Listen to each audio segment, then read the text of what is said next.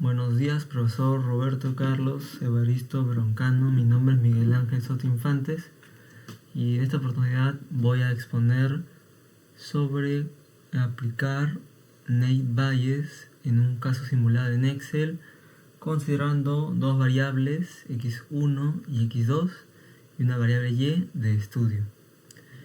Y vamos a calcular la predicción para 10 estudiantes. La variable x1 vendría a ser horas de sueño, x2 participación y y si aprobó. Acá tenemos datos, como que dice simulados, son datos generados aleatoriamente desde el 1 hasta el 100.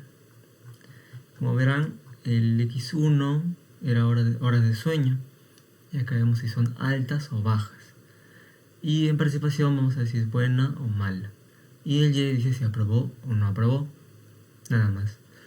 Acá tenemos su tabla de contingencia, donde veremos su frecuencia cuando cumple en estos tres casos.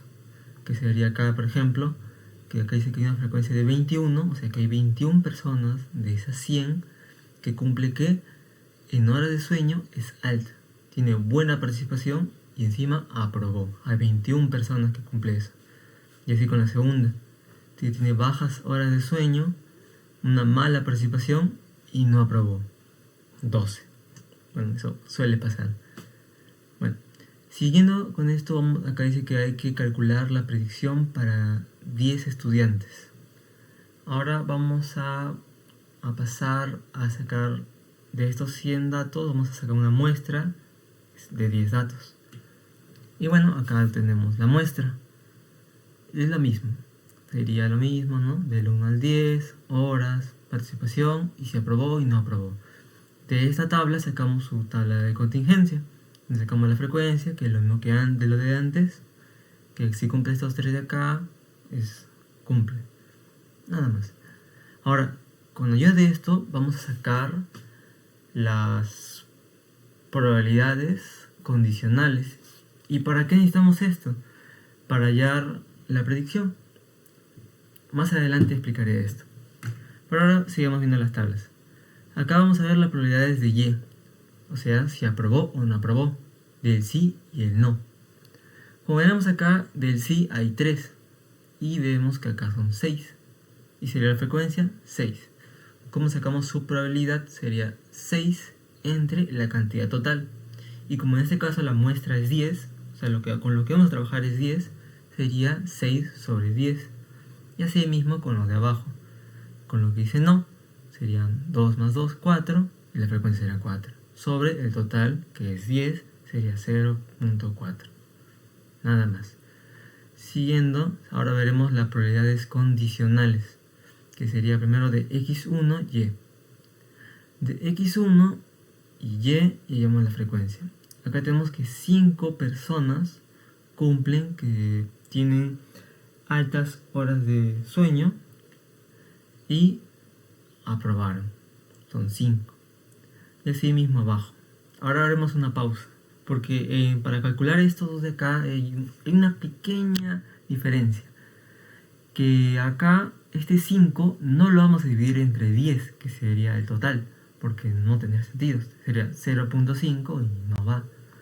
En este caso haremos 5 entre la cantidad total o la frecuencia de los que solo aprobaron.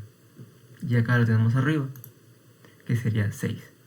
Y sería 5 entre 6, que sería 0.8333333. Y así abajo, que sería 1 entre 6, y me daría 0.1666667. ¿Qué hacemos? Acá sale 0. Bueno, 0, 0. Y acá hay 4. Pero solo los que no aprobaron. Sería 4 entre la frecuencia de los que no aprobaron, que sería 4. Y 4 entre 4, 1. Pasa algo muy similar con lo de abajo, que serían las probabilidades condicionales de x2, y. De x2, y la frecuencia. Técnicamente lo mismo. Solo que, bueno, solo la variable cambia y obviamente la frecuencia también va a cambiar. Sería 4 entre 6, 2 entre 6, 2 entre 4 y 2 entre 4. Y acá tenemos sus probabilidades, que ahora veremos que por qué son importantes. Son importantes porque acá veremos la tabla para hallar la predicción. Ahora voy a explicar algo. Estas dos tablas son diferentes. ¿Por qué? Porque la primera tabla, lo que vemos aquí, es una tabla de entrenamiento. Y esta tabla es de predicción. ¿Cuál es la diferencia? De que en la tabla de entrenamiento solo contiene las tres variables, que sería x1, x2 y y. Y la tabla de predicción solo contiene x1 y x2. La función de la tabla de entrenamiento viene a ser para calcular las probabilidades. Y la función para la predicción, bueno, para la predicción, claro. Y también para aplicar probabilidades. Y en este caso vamos a aplicar el teorema de Naive-Bayes. Ahora, sigamos. Acá tenemos los estudiantes, que son 10. La variable x1, variable x2 y el score sí y el score no. Ahora, esto es muy importante. ¿Por qué? Porque para hallar esto se utiliza esto. Pero ¿cómo llegamos a esto? Este es el teorema de Naive-Bayes. Pero hay una demostración para llegar a esto. Y aquí lo tenemos. La demostración es usando el teorema de Bayes. Sería, bueno, esta es la fórmula, lo normal, pero reemplacemos el x por las variables que tenemos, que sería x1 y x2, y se me da igual a la probabilidad de x1, x2, y por la probabilidad de y sobre la probabilidad de x1, x2. Ahora, el teorema de Naive-Bayes hace la suposición ingenua de que, dado y, las x son independientes. Y al ser independientes, se multiplican las probabilidades. Acá tenemos probabilidad x1, x2, y es igual a la probabilidad x1, y por la probabilidad de x2, y. Ahora lo reemplazamos abajo, que será la probabilidad de y, x1, x2 es igual a la probabilidad de y por la probabilidad de x1, y por la probabilidad de x2, y. Bueno, esto se puede clasificar con solo el numerador en sí. Como el numerador, lo que tenemos acá, y es el numerador, solo con eso puede aplicar. Y ahora vamos con lo de abajo, que sería score y, que es igual a c. Ahora explico por qué. Esto es igual a la probabilidad de y igual a c por la probabilidad de x1, y por la probabilidad de x2, y.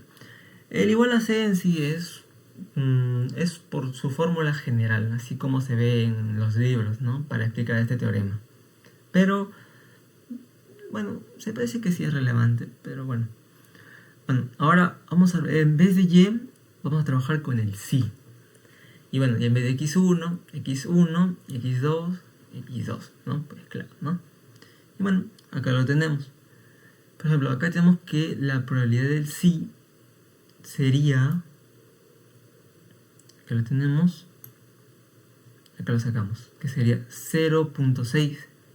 La probabilidad de x2 sí, bueno, depende de acá, vamos a hacer solo un ejemplo del primero, del x2 sí, que sea bueno, y del x1 que sea alta.